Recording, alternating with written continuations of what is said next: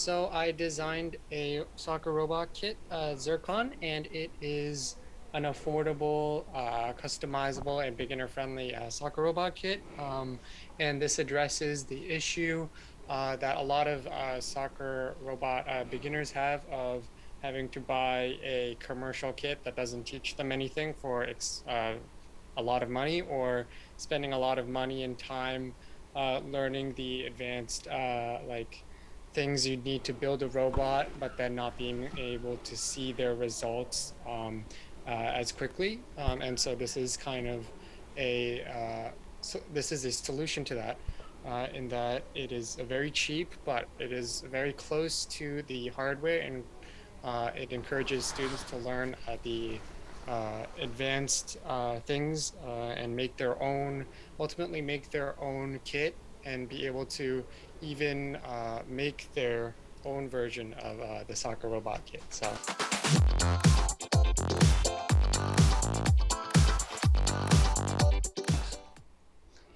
So the story starts a long time ago. Um, when I was in elementary school, I was in Japan, and so I was introduced to the RoboCup Junior competition. And the RoboCup Junior competition has a soccer league, and I participated in it with a off-the-shelf kit, a very simple, very beginner-friendly kit. And so I participated for a number of years, and I got absolutely demolished in the competition. And so, yeah, every year I learned a lot, and customized my robot, but still I would get demolished in the competitions. But then in middle school, I moved to America, and in America, the competition, the RoboCup Junior competition, is not as popular as Japan. So there's only a national competition, no regionals or states or anything like that. And so I customized my robot even more and went to the next level of only using kind of the brain, the core of the kit, and making everything else, and designing that. And then I was able to win the national competition and then go to Worlds in Sydney.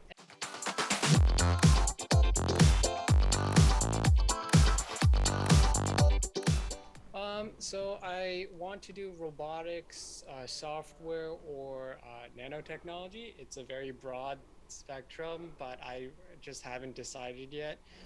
Those are the fields that I have looked into that look very promising.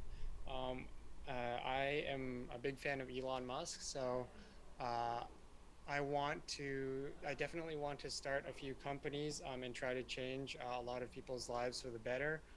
And in particular, I really like the Neuralink company and the Tesla and SpaceX. I mean, those that's all of his companies. But yeah, the Neuralink company, you implant chips into the brain, and that's very interesting. And I want to um, something as cool as that. But the idea is taken, so I have to find something else. But yeah, I want to do something like that. So in college, I'd want to major in something that would help me, but also I would definitely need to do things outside of school in order to get me into those kinds of projects and start companies like that.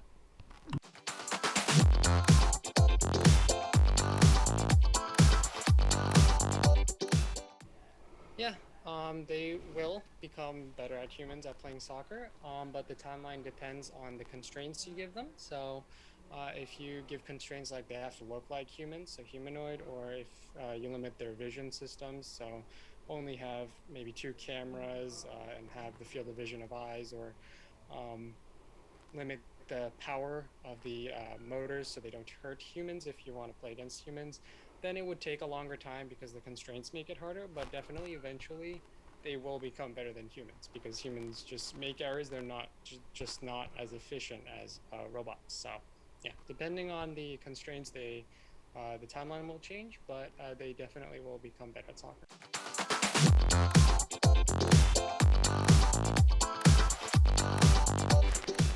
So I would like to thank my parents, because they were the ones that introduced me to RoboCup Junior. In the first place, they were the ones that supported me financially and gave me opportunities and learning and gave me ideas when I was stuck.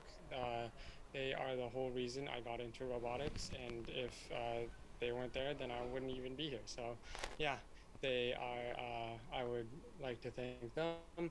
I would also like to thank my friends and the RoboCup Junior teams, the specifically the Australian teams, the Japanese teams, and the teams in the RoboCup Junior Discord, because they helped me debug my robot, get through lots of tough problems that I had in electronics.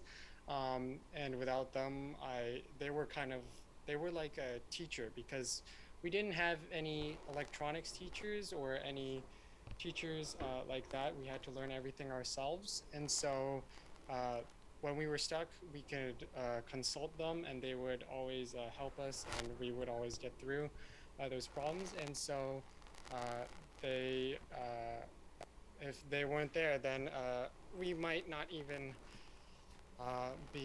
we might not have even been able to make such an awesome robot. So definitely, I would like to thank those teams and my friends that allowed me and each other to grow so much and acquire a lot of our skills. So yeah.